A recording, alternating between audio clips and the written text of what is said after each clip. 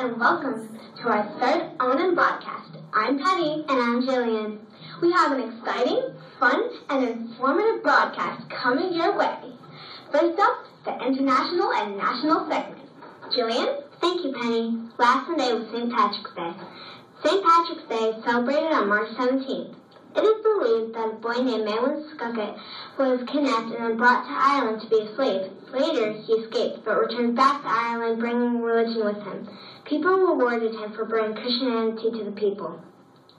He later died on March 17th in the year 461. St. Patrick's Day is celebrated in Ireland, America, Australia, Canada, Japan, Singapore, and Russia. In 2009, the U.S. produced about 26.1 billion pounds of beef and about 2.3 billion pounds of cabbage to celebrate the holiday. Wow, that's a lot of food. Keep a sharp eye out, kindergartners, for the leprechaun, and don't blink if you want to catch him. Now we move from the leprechaun gold coins to the American penny, and I'm not talking about me. Thank you, Penny.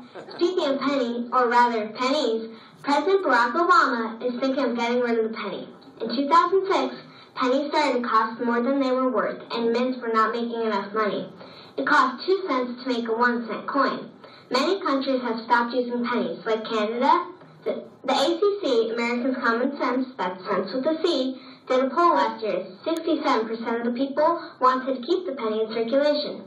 They were concerned that business would round up the cost of the merchandise. Without the penny, people would rely on the nickel that costs 10 cents to make, and charities that rely on the pennies would stop earning money. The government has a plan of how to get rid of the penny. First, they would slow penny production. Then, they would stop making pennies.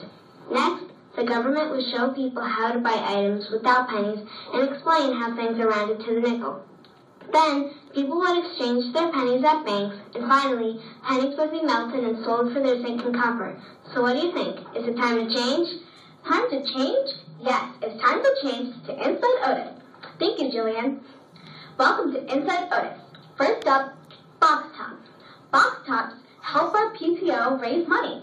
In the past, our PTO has purchased playground equipment, assemblies like the Mad Science, and the trees we give out every year. Our last box top collection this school year will be in May. So far, Miss Whipple's class is leading the box top collection. So Otisville kids, collect those box tops. Next, an SOS update. SOS is an acronym for Soup on Saturday. Otisville K kids and Otisville Elementary students collect soup for people who don't have a lot of food.